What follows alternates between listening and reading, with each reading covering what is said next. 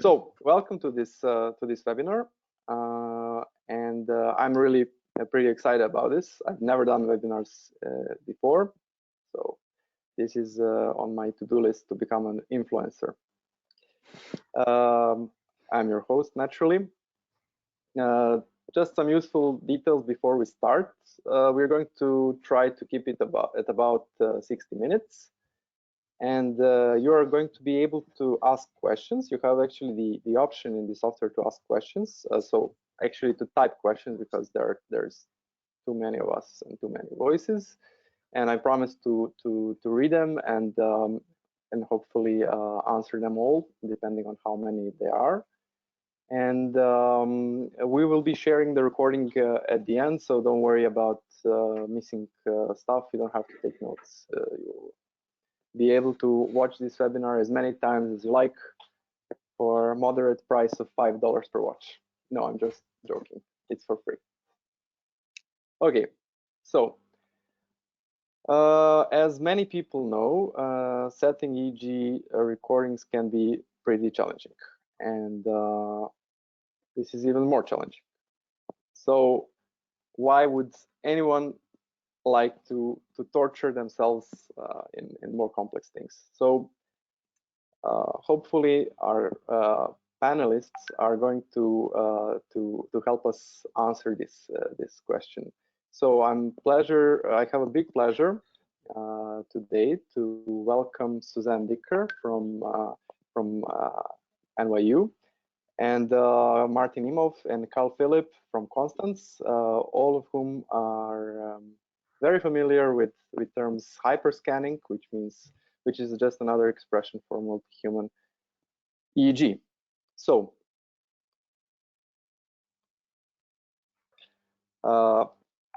let's start. You know, usually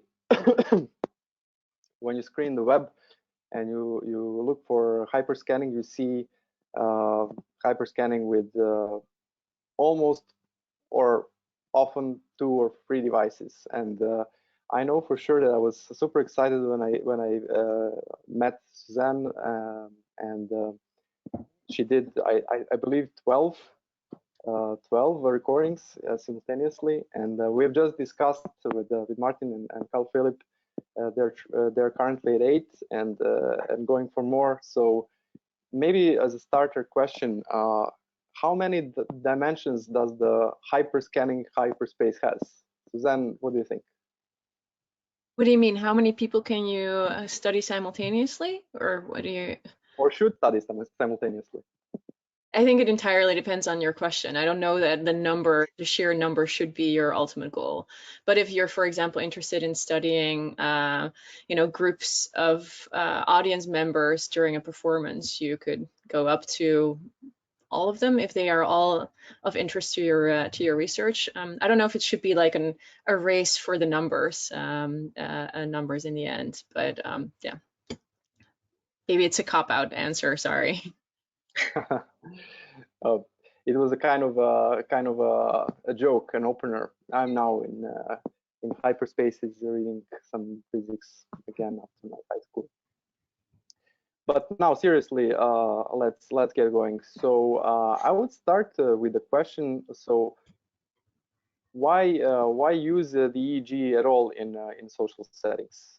And maybe start with Martin. Why do we need EEG in social settings? I think there's not the only one reason. I think there are several reasons. I can just start with one example from my research. So what I'm interested in is how people process health media, health messages, video health messages. And in our current research, we measure people sequentially. So we have one person at a time in our lab, and those are college students, and those are not always of interest to every question. And so for me, one really neat and practical thing would be to go out and to measure a whole target group, for example, students at a school. And so this real world applicability is a nice feature for me of multi-human EEG, just as a starter. Okay, Karl-Philipp, would you add something? I think that a very interesting variable in all psychological processes is time. And we know that in our social interactions, a lot of things happen very quickly, very intuitively, and very unnoticeably. So, for example, we have an impression of of people in less than a second, something like that. And as psychologists, we have different time scales where we can measure. We can measure in a time scale where we ask people, for example, in a social setting, what do you think of the argument your partner expressed some moments ago? And we can ask, we can give questionnaires to people, and then we have measured cognitive processes which take place between the event and between we asking them. And so far it's uncommon in social settings to measure these things when they unfold, so when they really take place, so online. And with the EEG and the fantastic time resolution, we have the possibility to measure within social settings while social events are happening. And that's very interesting to have this very small time scale, very short time scale around the events, which are not considered so far because there are not the techniques and means so far to do that. And for this reason, I think to get this time scaling also in social settings, multi-human EEG is very, very fantastic. Okay, thank you. And Suzanne, why do you think we know that Yeah, I EEG completely is agree with. I agree with what has been said so far. So one major advantage of going not just into social settings, but also into more real world settings and bringing equipment to people would be to reach populations that we otherwise don't typically tend to study in our undergraduate laboratories. So I completely agree with that, that's a major advantage of moving out of laboratory into real world settings, which may or may not be social, actually, like in the sense, like strictly social in the presence of others, right? So you can have these kinds of studies without, oh, I'm echoing myself now, sorry. Without having like them being strictly social with other people around, just bringing equipment to people's homes or other environments has a major advantage of the technological innovations that we've seen. And then, as Karl already pointed out, Phil already pointed out, there's research questions that are difficult to address within laboratory contexts, and that you can much better address when you actually have dynamic social interactions. Some processes might only come online when you're in a social context. And then I think it's also one really important factor of doing EEG in a social setting as well is to test this laboratory model that we've had of the human social brain, of studying social neuroscience over the past couple of decades. I mean, absolutely not to discount that work at all, because we've generated important findings and important hypotheses of how we process social stimuli and how we behave in social contexts.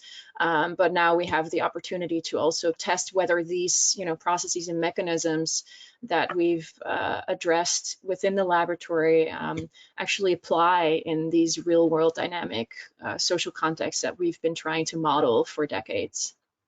So that's another advantage, I think. Okay, so maybe just not waste any time and go. You answered already some of these questions, but let's go back and say what we can find out from multi-human EEG recordings. So now we have let's say 1 or several degrees of freedom more going out of the lab, as Suzanne mentioned. But what if we include more humans? So what dimension does this add? in any order, so you can. All right. Well, Yeah, go ahead. sorry. I think it's not only one dimension more, but I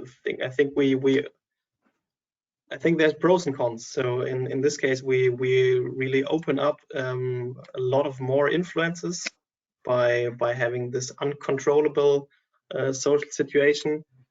But this also has a real wealth because we already know that neurosynchrony, when we measure it across a group, be it sequential or in a real group setting, it obviously depends on the stimulus that is processed and also on the psychological variables of the perceivers, for example, if they attend to it or if they have a certain engagement. But I think it becomes more and more clear that also the social dynamic of the situation really influences measures of neurosynchrony, whatever they may be. And so I think this is an important dimension, an important variable that we should at least keep in mind, that also influences our neural processing. Thank you, Suzanne. I think your paper from 2017 and the classroom settings is very interesting in the way that Martin just described. So can you briefly tell us what it was about? Yeah, sure. So sorry, an echo again. We partnered with a number of New York City high schools where we basically took over their entire classroom, not really, in collaboration with the teacher, their class for the full school year. And we first gave all the kids an introduction into psychology and neuroscience and research design, and then used them later as subjects in our study, where we recorded their EEG from the whole class and from the teacher while they were engaging in their regular classroom activities. So they were learning their normal biology content while we were recording their EEG and using different teaching styles. And so for 12 or 11 classes, and then also measured social closeness between the kids and a number of personality traits. In later studies, we also assessed their learning. So we had a number of factors that we found that predicted the extent to which their brain activity synchronized, and such as the classroom social dynamics, how close kids felt to each other was predicted by synchrony. Also their engagement, their classroom engagement, how engaged the student was in a given activity predicted how synchronized they were with each other, which speaks again to what was mentioned earlier already about attending to a stimulus being a strong predictor for synchrony. And we also found that some personality traits predicted the extent to which activity became synchronized between kids and between kids and the teacher. So, for example, kids who were more groupy, so to speak, so kids who like being in social settings better, also were more in sync, so to speak, with their classmates. And that factor in particular I found interesting and perhaps a little bit puzzling, and we're now trying to do follow-up studies in the lab, because we saw these kinds of effects, these kinds of social effects that should come online during social interaction. Also, if they weren't directly socially interacting with their peers, they were watching something in the same room or listening to a lecture, and not, even though they obviously were in a classroom and in a social environment, they weren't really doing a social task in that particular moment. Anyway, sorry. So that was kind of like a summary of what we found, and it's spurred a lot of follow-up studies on collaborative learning in the classroom, trying to specify what the relationship is between synchrony and learning, for example, etc. Okay, I thought to leave the questions for the end, but we have here one interesting question from Aina Putze for Suzanne. Like, how many people helping do you need when you set up 12 people for hyperscanning? Yeah, I kind of glossed over that. So this is where that educational part comes in, because what we did in this particular study is we made it kind of like turn it into a student teacher scientist partnership, so to speak. So as I said, like at the beginning, we had the entire school year, and at the beginning of the year, we taught the kids how to set up the equipment as well, and we taught them about EEG and the signal, and we asked them if they thought that there were any questions that were really important for the study that we could incorporate. So we gave them ownership over the project. And so then we had 50 minutes each class period, in which we also had to include the setup time, of course, which takes about 10-15 minutes. But they were trained and motivated to help each other out with setting up the equipment. So we leveraged that for this particular study. And then after we completed data collection, which lasted like 5 or 6 months, we also guided the kids through their own research projects, which were all centered around synchrony because we gave that as their example.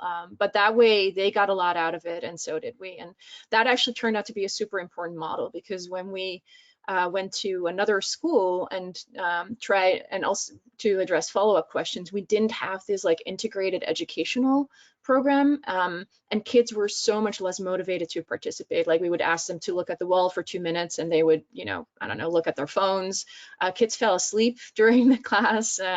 It was a stark difference. And so I think that is actually a really important part that we've discovered through this kind of real world research and other work that we've done in museums, for example, is that it's super important, even more so than it's always important also in your lab studies, of course, that your participants are motivated, but in this kind of setting, it becomes maybe even more challenging, but I think actually more fun, because you're thinking more actively about how you can motivate and involve your participants and your research assistants, everybody who's helping out, how to get them excited about your project to make it turn into a success also for you. So it's selfish and I don't know, it's out of selfish motivations, but but other people get something out of it too.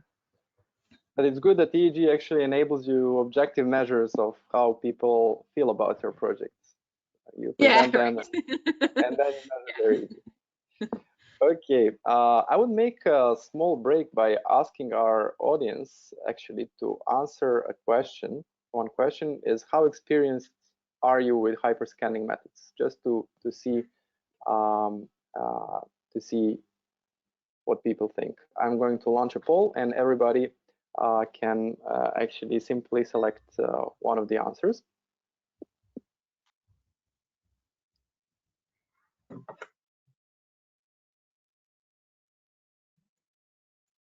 Okay, so we have about 94% voted. Okay, I'm going to close the poll now, and here are the results. So we have half, let's say, we have 8% very experienced people, 47% who know a bit, and 45% of people who don't have experience with it. Okay, good to know. Thank you. So I'm going to move to the next question. Where to get started with multi-human EEG, or hyperscanning, as we call it? And do you have to have everything in place and sort of just like click a button, or you figure out things as they move? Maybe here we can start from Karl-Philipp. Yeah, indeed. I'm the guy who is building up the entire pipeline of data recording and processing for multi-human EEG in our lab from the scratch, basically. It's a great challenge. And currently there are no all-around carefree packages or something like that, because the technique is simply too new and the community is too small. So the solutions of smartings are absolute pioneering work in the field, I think. But however good they may be, smarting cannot provide solution for all individual needs and settings. And as was already said, the great strength is to have new designs, to have real world settings and so on. And these are very special designs and experimental settings, and it's not the normal, how to say, normal way of doing experiments where you have your routines and a lot of possibilities also in the community and online to find how you can process your data. But you have to work out what you need by yourself. So the challenge is to tailor the available technique and knowledge to your specific experimental setting and methods of analysis. And of course, I try to put in line the analysis pipeline, and so the entire pipeline as good as possible, so that the time between recording data and get the first results becomes as small as possible. But firstly, that takes a lot of time to do, and secondly, you have of course constantly to revise and improve the existing pipeline, because perhaps you have a new idea for a design, or you have a new idea for data analysis, and also some challenges occur during the process of building up the pipeline. So you have to go back and adapt things for your new purposes. Yeah, so we do our best to get a quick pipeline, but takes some time. Yeah. Okay, I would agree actually with you. And Martin, how does this compare to, let's say, more traditional studies in terms of complexity? I think the complexity comes beforehand, because you have to think about, okay, how do I want to analyze the data, for example, because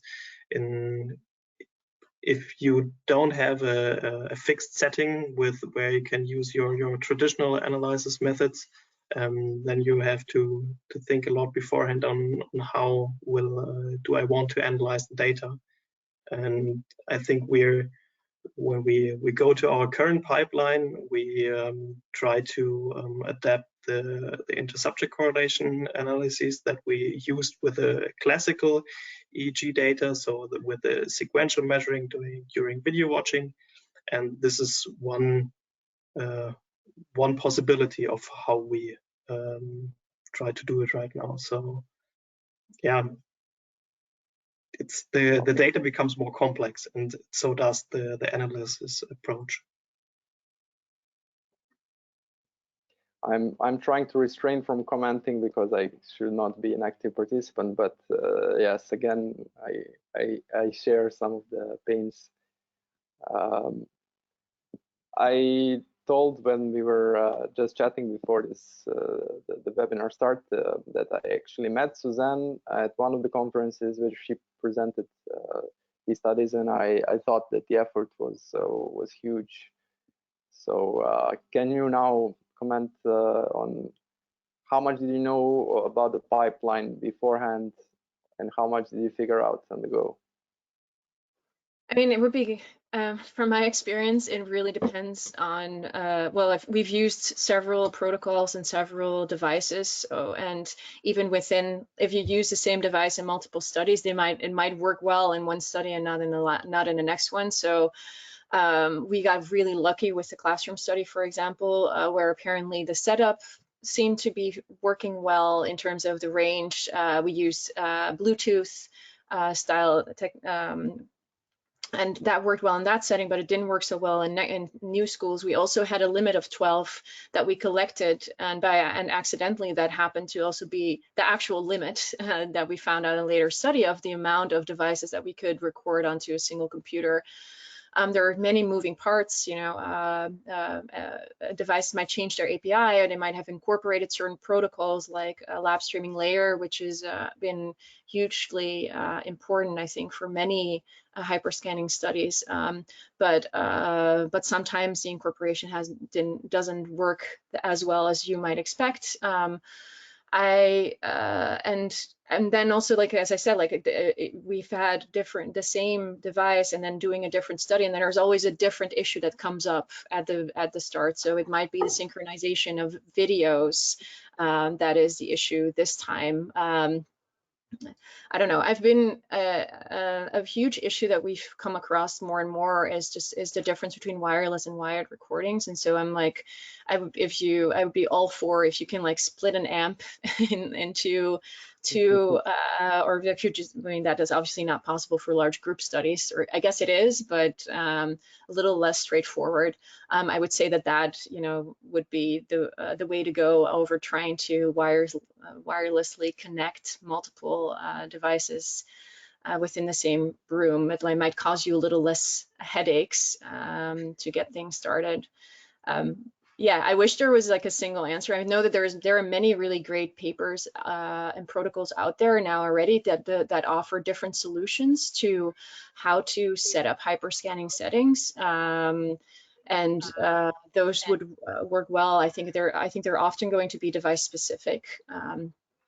And then from the analysis perspective, what was also mentioned, one of my colleagues has mentioned, calls the number of metrics that are being used currently the Wild West of hyperscanning type, because every paper focuses on a different method to quantify what we now just kind of gloss over as synchrony, but it can mean vastly different things depending on how you analyze your data. So if you look at power correlations, or if you look at coherence in different frequency ranges, that can mean it could actually yield very different cognitive interpretations, right? If you're like synchronizing at a very slow time scale, or if something is simultaneous, or if you're at a high frequency, those are very important choices. And I feel it's very difficult to get a grasp right now. I mean, as you mentioned, it's a new field, but the gold standard is obviously lacking still at this point.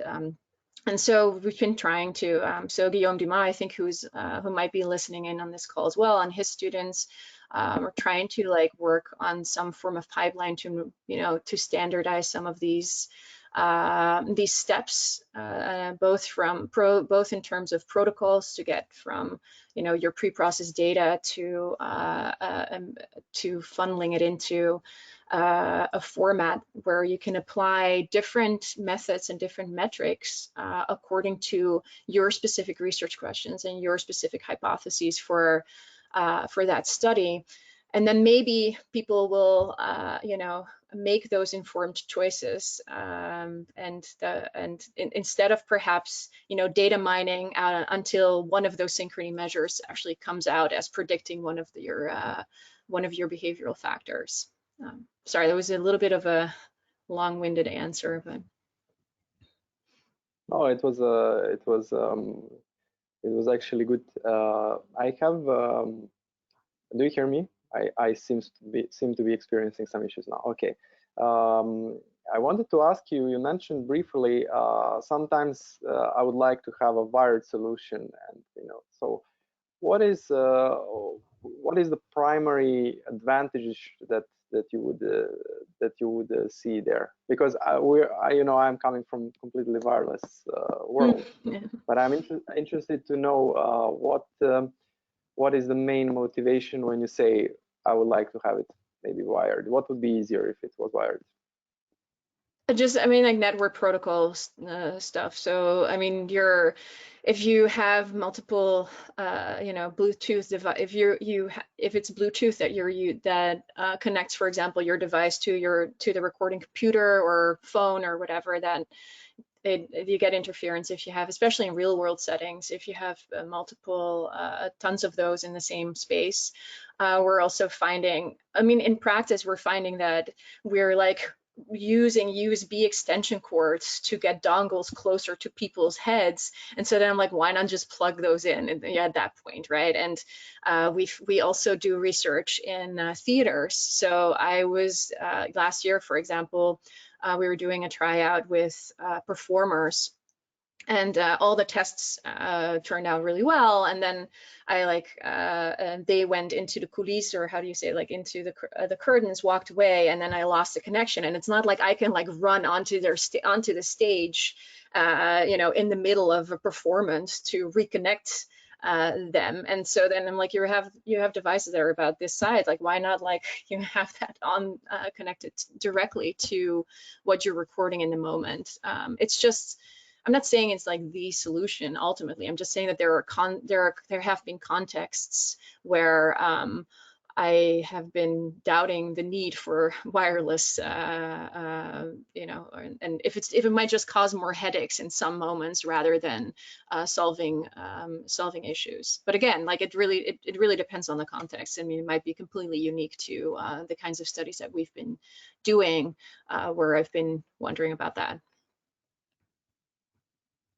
I would like to support this shortly. It's a question whether you come from the point of view of the technique or from the point of view of the design of the experiment. And when you have groups, then wireless technique is so unobtrusive. That's fantastic.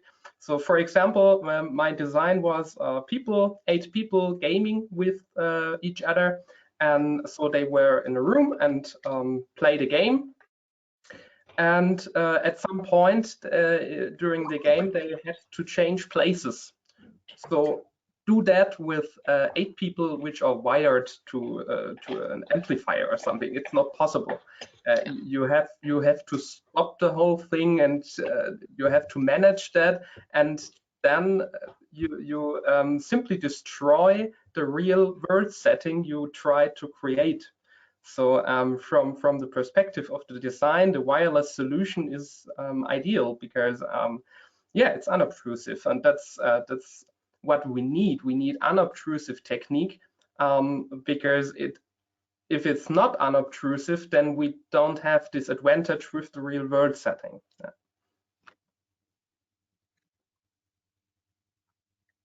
Okay, thanks. This was a helpful debate, I think. So we answered some of those in previous questions, but maybe we can also comment further, or if you feel like commenting further, or maybe answering some of the questions from the audience. So Martin, we start from you now. Some challenges? I think we talked about a lot about the challenges right now. I think I'm fully with Susan, and I'm fully with Karl-Philipp with what they said, and I think Karl-Philipp can tell hours of stories on how the Bluetooth protocol struggled or let his work struggle. So yeah. Yep. Okay, we have a question from Carl as well. So a question is from Francisco Parada, and you can answer it together with what you were about to say. The question is, are you building from scratch, or are you building it from existing software like EEG Lab, Mobilab, Field Trip, or others? All about your setup and challenges. Karl, do you answer or? Yep. So of course we are using for recording, we are using the Smarting software, and for analysis we try to be as independent as possible from toolboxes, because these toolboxes are suited for the classical EEG, so to say, and we try to get an analysis pipeline which is mostly independent.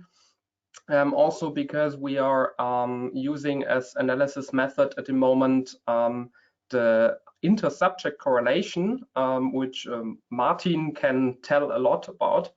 The inter-subject correlation is a form of correlation analysis from the ParaLab in US, and this kind of method is not really implemented in any toolbox. So you have to use the code of the ParaLab, which was published.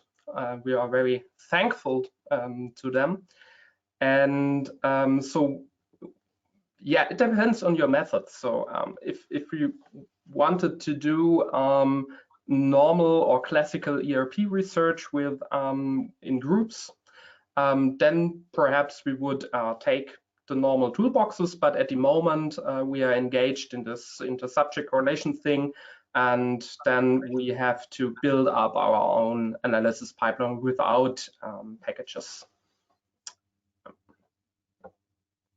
Okay. Suzanne, you want a few words on challenges, or you think we are beyond challenges?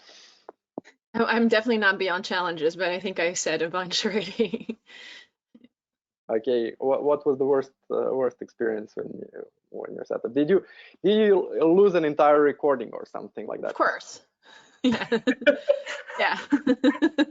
Yeah, that's definitely happened. Yeah, and the worst is obviously where like everything works when you're preparing, and then as soon as you have, you know, many people walk into your room or stand in line even sometimes to participate, the whole thing breaks, you know, and that just happens. Yeah. Yeah, one time I had to send home 8 people because the system decided not to work anymore from 1 second to another. So it was really frustrating. 1 hour for 1 hour I tried to reestablish the system during which the people were present and waited for the experiment and for their game and so on, but did not work. And that's perhaps the before I mentioned the perspective from the design with wireless technique. Now for the perspective from the technique side, of course, a wired connection is more stable. So when you have 8 Bluetooth devices in one room, then you will have problems with data connection and so on. So that's a big challenge to maintain or to build up these wireless things to get them stable. So it's often, yeah, you begin to believe in ghosts or something, because sometimes it simply does not work and you don't know why. You have to find out. Perhaps you never find out, perhaps you're lucky. And that's a kind of yeah, it's difficult. So that's the other side of this wireless technique and so on. So you have to accommodate with that when you want to build up these systems. Okay, and returning to my previous question, like losing your recordings or stuff. So how much do you expect on average to for your recordings to like not be lost? Like, do you where is the limit when you become frustrated and say, okay, now I've done it 9 out of 10 times, it failed or something? Suzanne, maybe this is the question for you. Like, what is the normal thing to expect and keep your patience, and what is not? I'm trying to think. I mean,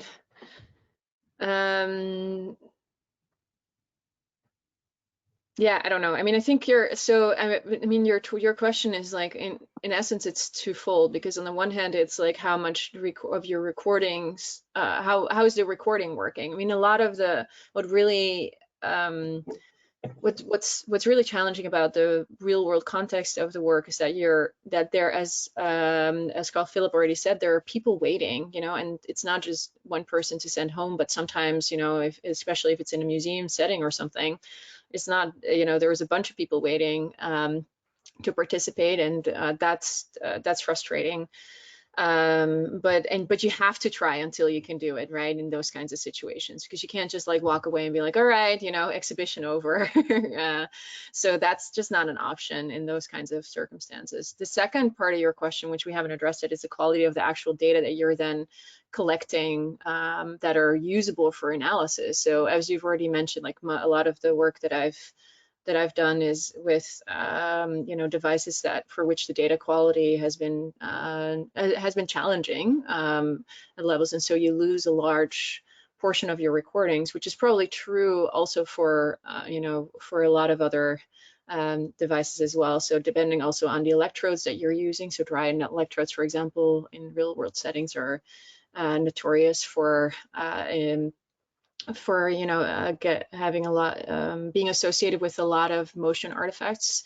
So this is specifically if you're using designs where people are moving around freely, talking, expressing themselves, then obviously, EEG is not super suitable for those kinds of contexts. So you have to be prepared to lose a very high percentage of your data to motion artifacts, and you have to build that into your design. So a lot of it is about a lot of the challenge is about weighing the amount of data that you need to be able to actually conduct analyses where you can safely say that you're probing the brain and not just motion artifacts, and the limitations of the amount of time that people have on hands to participate in your study. They're not going to sit there for 3 hours.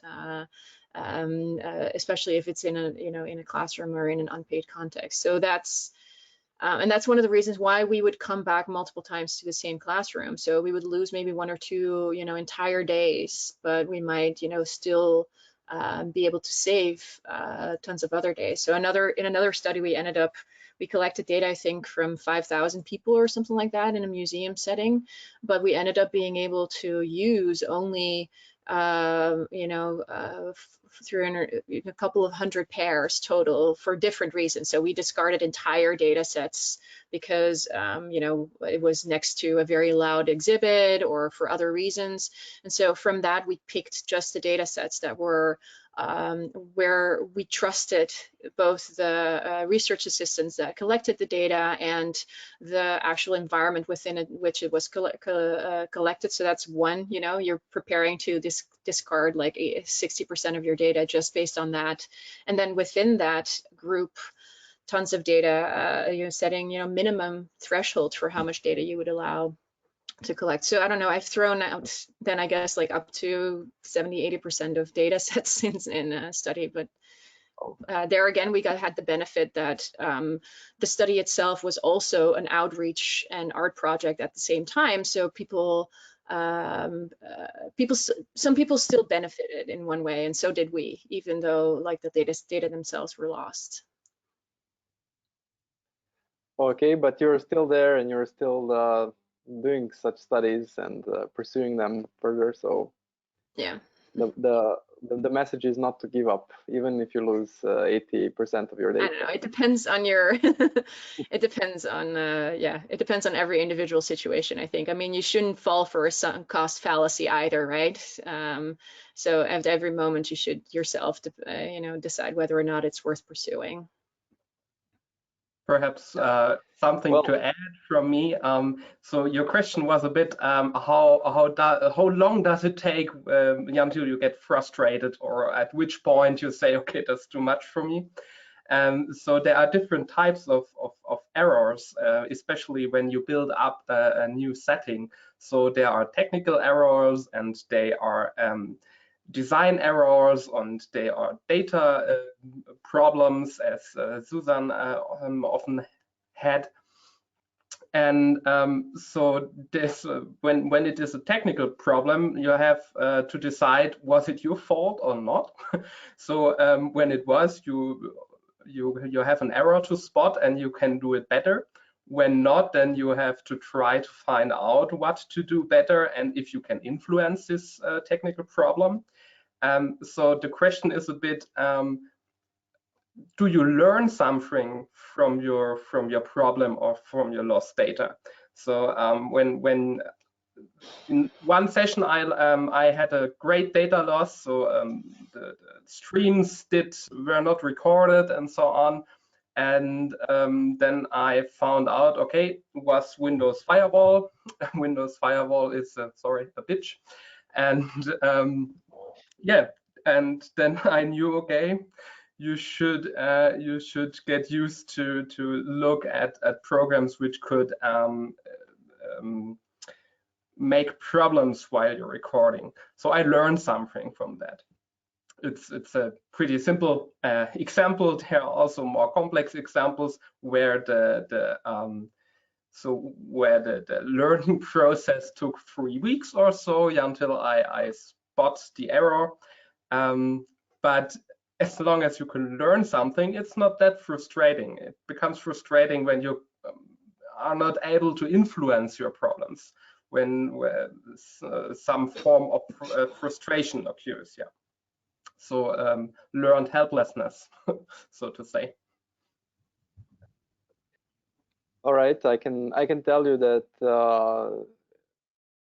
I can see actually that we are all working towards making all of these things better, from reliability, motion artifacts, and I mean the whole community. I am not saying you or I.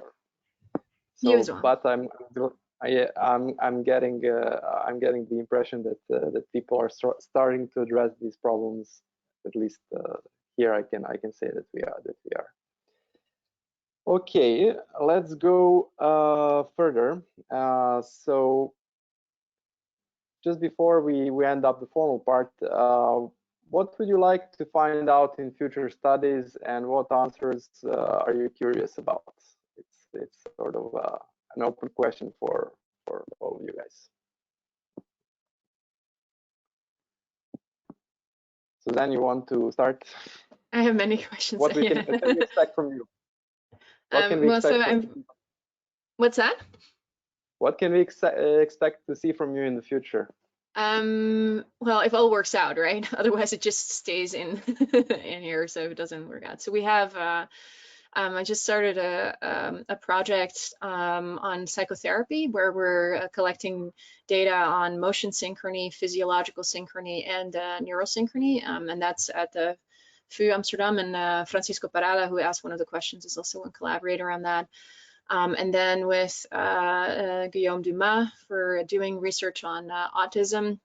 We're also working on building like a classification of the kinds of metrics, as I mentioned before, that you can use, and hopefully map them onto cognitive processes. I'm hopeful we'll get somewhere there. It's like obviously a sticky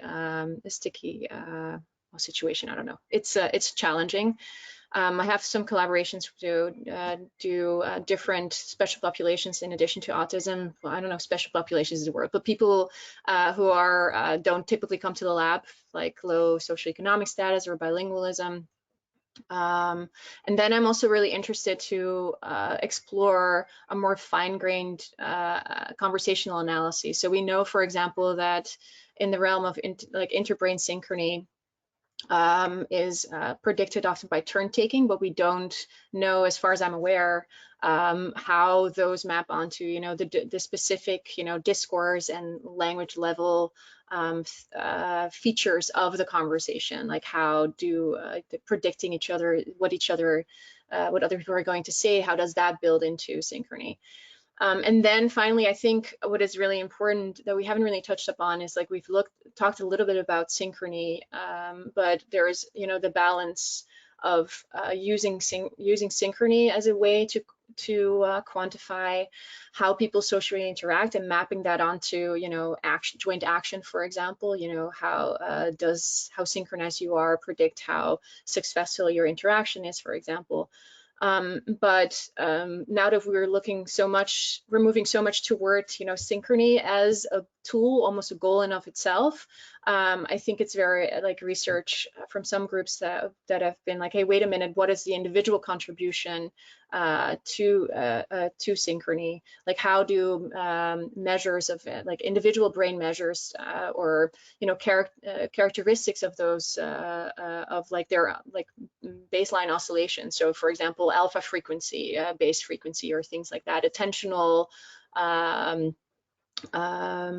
how do you say that? Attentional states or attentional fluctuations. How do those predict how synchronized people become? And is it then about matching each other both at the cognitive and at the neural level?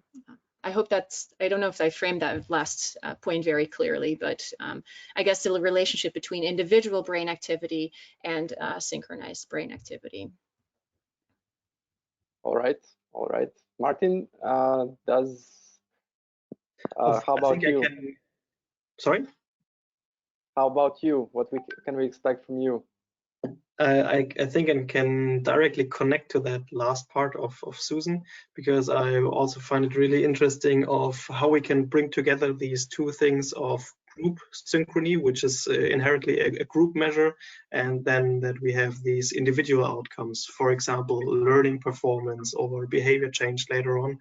And exploring this association a bit more is one of the things that I'm interested in, because we try to go from, for example, inter-subject correlation to later behavior. And so that's a thing that I'm interested in. And also the applicability part is right now interesting for me, because we have our pipeline for our lab data right now with some experimental setup, and I'm really interested in, okay, can we take this pipeline, can we take this paradigm, and can we go out into another more real life environment, and do we really find the same results there? So can we generalize our findings from the lab to a real life situation? That's one of the things I'm also interested in.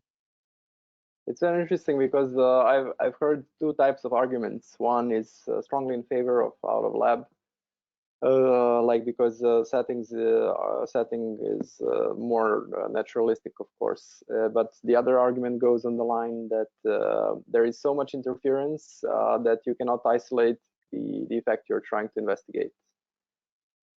Can we hear some comment about that? I think that it's not a question of either or. I think it's two things that can inform each other.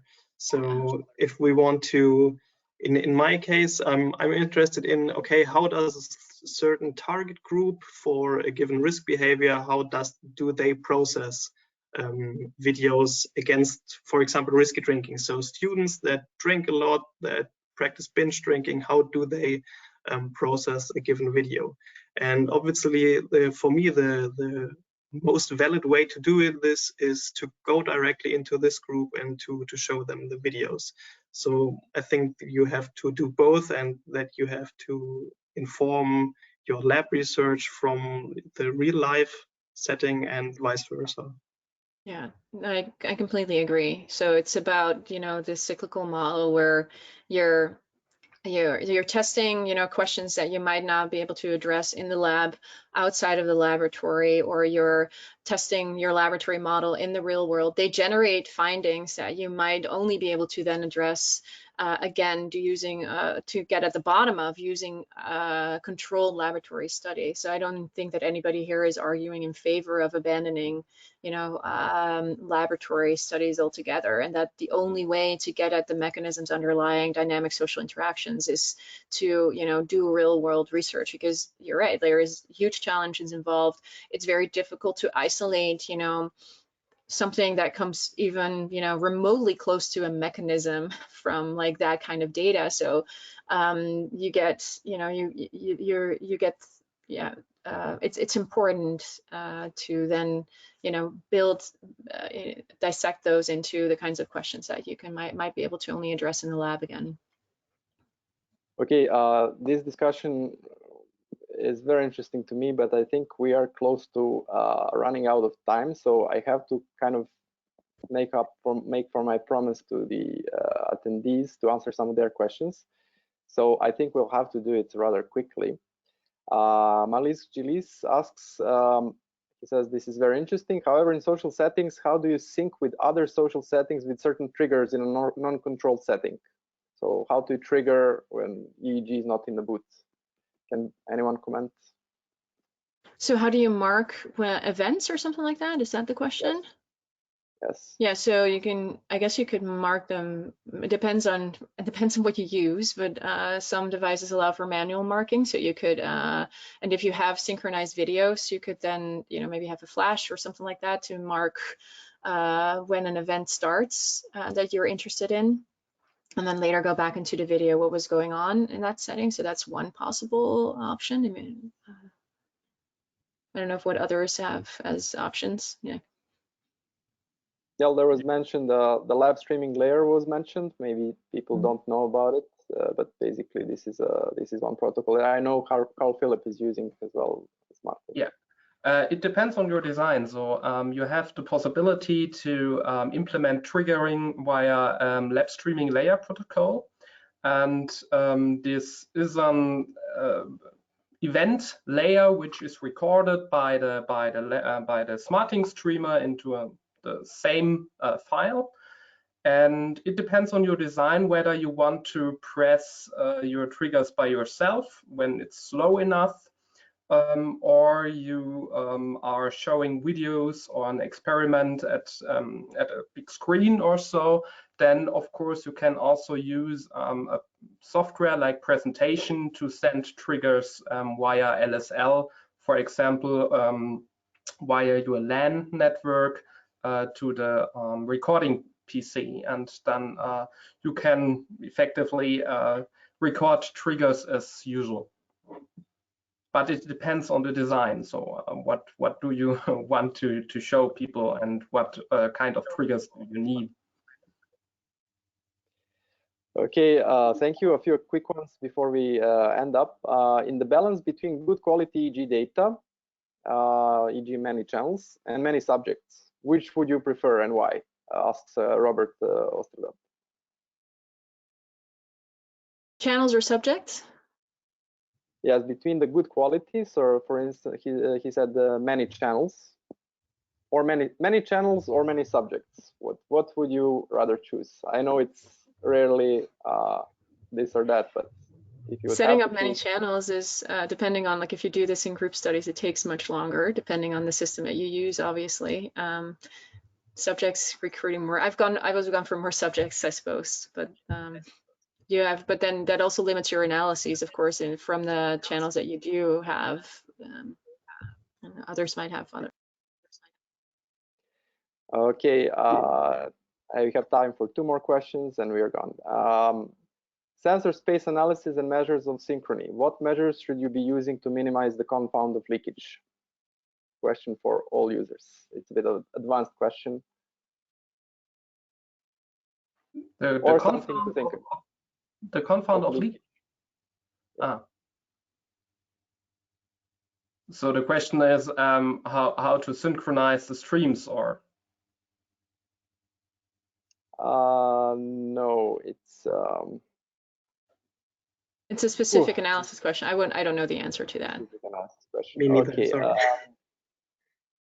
Okay, I think that there are actually many more questions. I'm getting frightened by the number of questions. So probably we'll have to okay, last one. Given that it's hard to get common instrumentation and pipelines protocol between labs, perhaps it would be good to clearly define which questions only hyperscanning EEG can answer.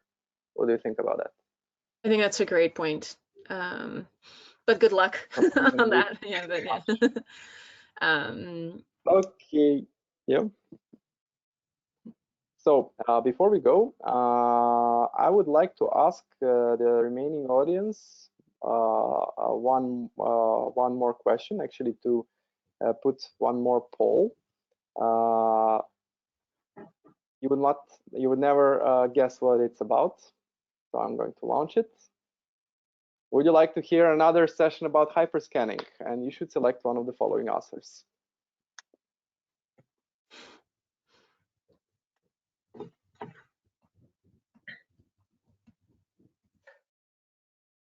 Okay.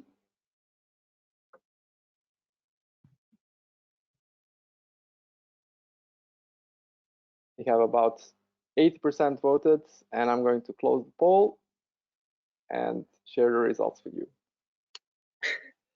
Okay, so seems that we were not we are actually still needed. 60% wants to hear more about hyperscanning, but also around 40% wants to hear about other EEG topics. Okay, I would end up with the last slide where people can send the questions to us, and we'll try to answer them or spread them. I didn't want to share your personal data in accordance with the European data protection protocols, but I would like to thank you very much. For me, it was very interesting, and to repeat that, we will share this video to anyone interested, and I certainly hope to see you again soon and brainstorm a few stuff, and hopefully make your lives easier from my part. So Martin, thank you. Karl-Philipp, thank you for setting it up. Yeah, thanks so much for having us. Suzanne, It's a little bit of a weird context for kind of ironic to study, you know, face-to-face social interactions in this kind of situation with not being able to see the people that you're supposedly interacting with, except for you guys, obviously. But face-to-face is dangerous in times of Corona. Yeah. And even if we had EEGs now, it would be a great question on how to synchronize it. Exactly. We're trying to figure that out, but it's yeah. Good. Okay, let's time for one question for you, Ivan. Oh yes. Yes. Okay, so what I would also be curious about is if you think about making something like an email list or similar for the people that use hyperscanning and smarting systems, because I think this would be a very nice thing to not run into the same errors that other labs experience, so that everyone wants to can join and share ideas. I think it's a great idea. I think it's a great idea. So I'll try to set this group up and see to communicate directly. So summing this up, I think it's fair to say that hyperscanning is still at its infancy. There are no clear pipelines.